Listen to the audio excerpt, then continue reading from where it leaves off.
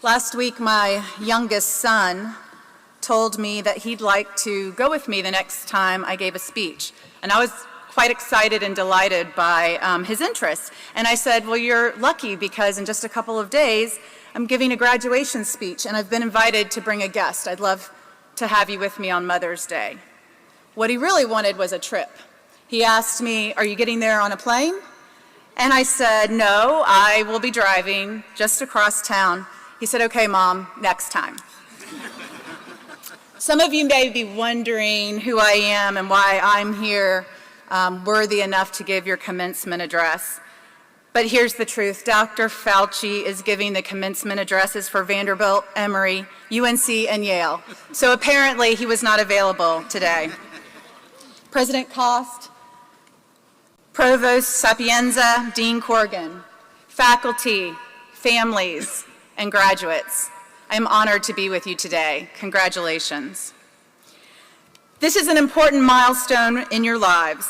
The truth is, I have always loved the season of commencement. On the very same day, you end and you begin. You let go of something and then you land on the doorstep of the next beginning. And while all of you have certainly graduated before, and some of you will yet graduate again, today marks the ending of a moment in your life that can never again be duplicated. A place and a time where you expanded your mind, hopefully made lifelong friends, and paved the path for your future. No doubt you are graduating at an unprecedented time. A pandemic and civil unrest have rocked our country. And as we find ourselves on the other side of these challenges, I'm saddened that it seems we are more polarized than we were just 15 short months ago. A friend of mine, despairing over the state of division in our country recently, said to me, "Thank God for sports." Isn't that the truth? In sport, we lose what divides us in pursuit of a common goal.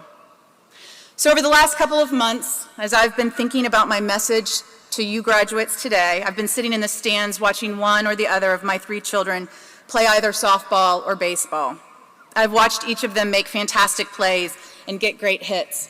I've also watched them strike out, make errors, hit slumps, and ride the bench. As I've watched and driven them home after both good and bad games, wins and losses, I've contemplated the many life lessons that are part of America's pastime. This morning, I want to talk to you all about some of these life lessons. The reality of failure and fear, the power of a positive mindset, and then I'll leave you with a question. Some of you live in the bucket of planners. You have your future neatly laid out in front of you. You know where you want to work, where you want to live, when you will try for promotion, how much money you want to have in the bank, and how many years. Many others of you may live in the bucket of dreamers. You have no idea what is about to happen to you. Those of you in this bucket might be worried or not. Your parents may be frustrated, or maybe not. Regardless, you don't have the 5, 10-year plan. You might not have the next week plan. So no matter what bucket you're in, plans, kind of plans, or no plans, I doubt any of you today are contemplating the inevitable hardship and failure that undoubtedly lies ahead. You will strike out, no matter how smart, talented, or hardworking you are. The very best players in the game only get on base 3 out of 10 times. Ted Williams, considered the finest hitter ever, had a lifetime batting average less than 400. And so for you liberal arts majors, and I was one too, that means he was successful less than half the time. And just like in baseball, sometimes you will experience slumps where things go off the rails and can't seem to get back on track. Johnny Bench, considered the greatest catcher of all time, described the slump. Slumps are like a soft bed, easy to get into and hard to get out of. And this is true. Life is neither linear nor fair. The most perfectly curated plans will not turn out perfect or as planned. In fact, the story of the curveball is the story of the game, and some say of life itself. But here's the thing. There is always another at-bat, another day, another chance. That is until there's not, which I'll get to later. A few years ago, I read a piece in the Wall Street Journal explaining that social scientists believe that overcoming hardship gives strength, leads to later success and health. How you deal with the strikeouts and the slumps may indeed actually define your life. In my job, I recruit and hire people, and sometimes I have to fire people. Through this process, I have come to value a single attribute, perhaps to the exclusion of any other, and it is optimism. Some call it attitude, others resilience. It is a positive state of mind. Some of us are literally wired to view the world through a certain lens, either negatively or positively. I'm married to a man who always sees the glass half full. He fundamentally believes the universe is working in his favor over and again, and it seems it is. We roll into a packed parking lot. I'm worried about where we'll park, and right there up front is a spot. It seems to happen a lot for him. But for those of us, like myself, who don't jump out of bed ready to seize the day, we can discipline our outlook to see the good instead of bad. The first black pitcher in the American League, Satchel Paige, said, "Never let your head hang down. Never give up and sit down and grieve. Find another way." Last week, I interviewed a woman whose young life had been marred with heartache and hardship. Frankly, such real tragedies that I was overwhelmed during our interview. As a child, she became acquainted with the pain of addiction and mental illness, and consequently had been taking care of herself since a tender age. Despite her struggles, she earned a scholarship to college. She worked full-time while there. She put herself through law school, but then she had to leave law school to return home and care for her dying father. She lost her brother, whom she considered her best friend in life, shortly after her father's death.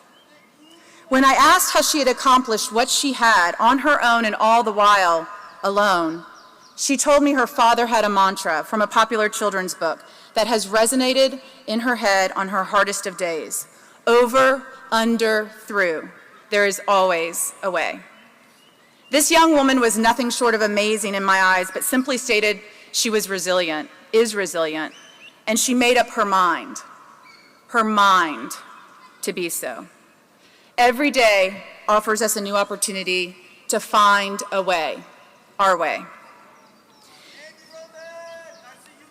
Babe Ruth said, "Never allow the fear of striking out keep you from playing the game." A few years ago, I decided to run for elected office, and making the choice was not easy.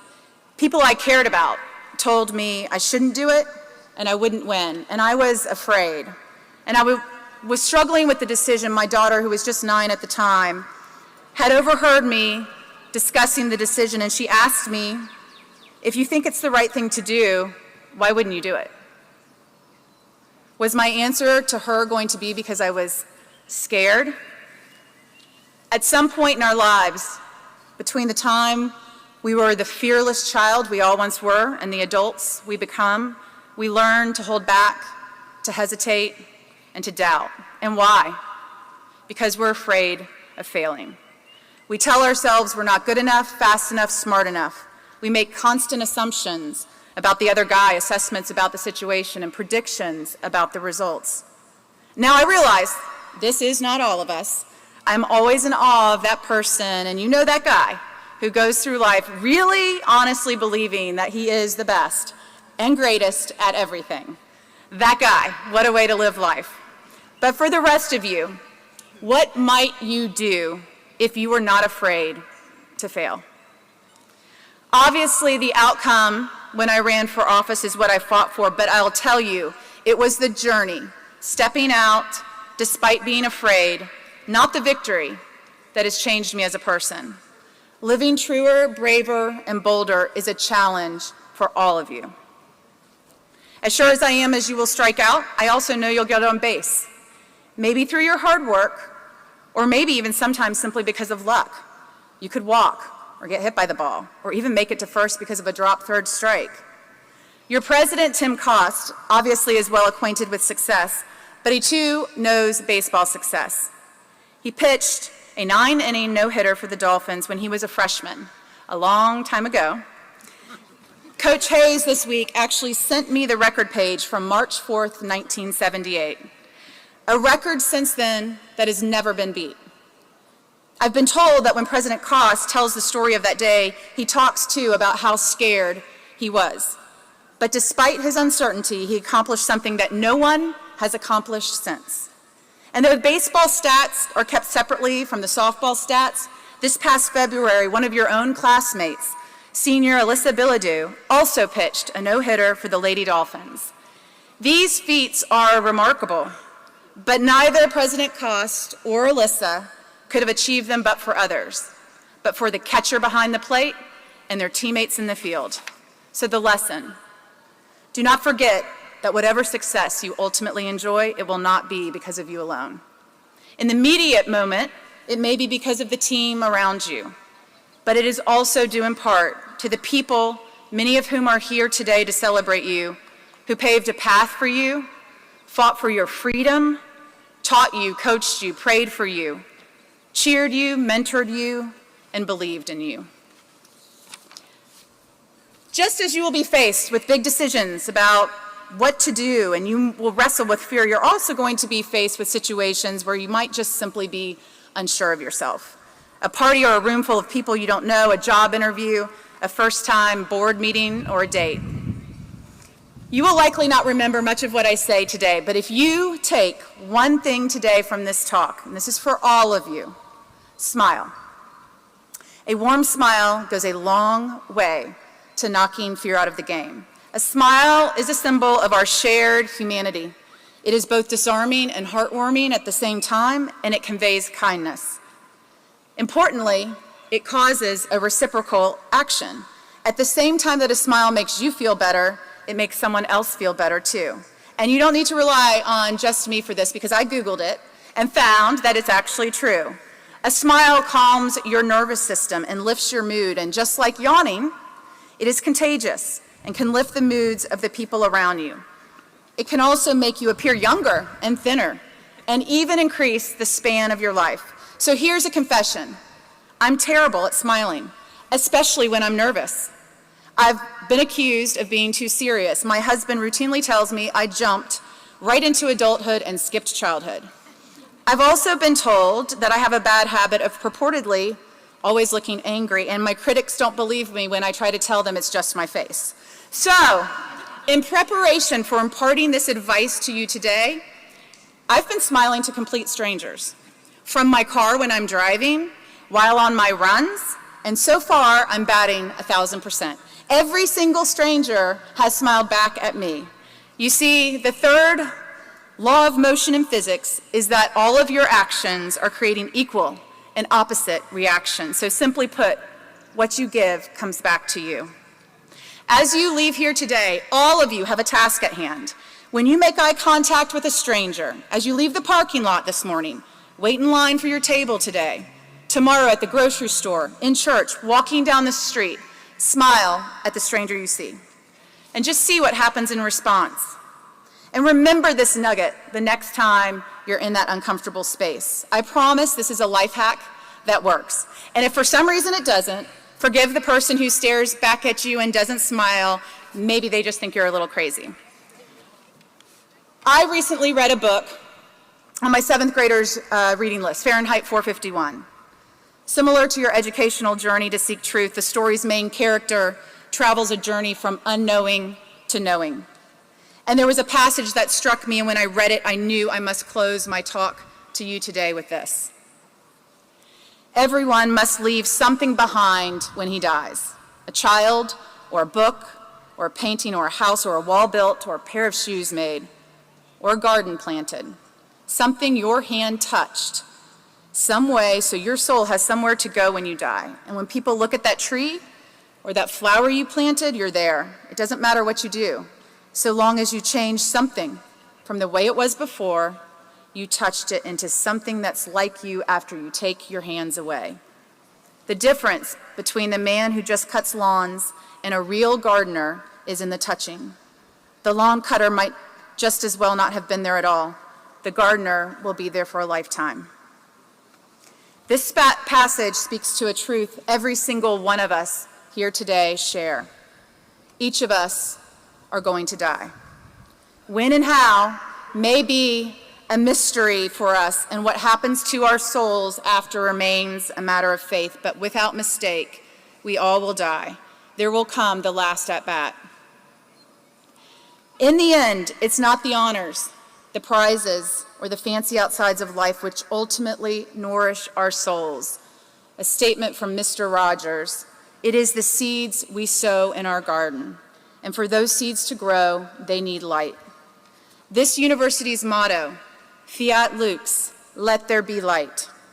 We may have no choice in how we die, but we do have a choice in how we live. That is in how we treat others, in how we conquer our fears, deal with our failures, and in choosing what we will touch and change. And so the question I leave you all today, graduates, is this: how do you want to live? Each of you, all of you, stand to make a difference in your chosen professions, in your neighborhoods, in your homes, in the life of an elder person, the life of a child, or even a simple stranger, and by extension in the world that all of us here today share. You, your life, and how you live it is your choice. My grandfather carried a poem in his wallet all of his life, and when he died, my grandmother made a copy of it, and I too have carried it in mine since his death 24 years ago. The author is unknown, and I've no idea when or where my grandfather saw the poem. The poem has no title, but in his own beautiful cursive, my grandfather wrote, "Man shall always be the master of his own destiny." Your life, your destiny is indeed up to you. A little more kindness, a little less creed, a little more giving, a little less greed, a little more smile, a little less frown, a little less kicking a man when he's down, a little more we, a little less I, a little more laugh, a little less cry, a little more flowers on the pathway of life and fewer on graves at the end of the strife. Graduates, if you choose to live as a gardener, see the glass half full, smile, and know that you can figure it out over, under, or through, then one day, hopefully many years from now, when you're looking back instead of ahead, after you've both struck out and made it on base, you will know that for something you touched, you made our world a better place, and that because of this, you indeed were a light. God bless you. God bless your families. Congratulations.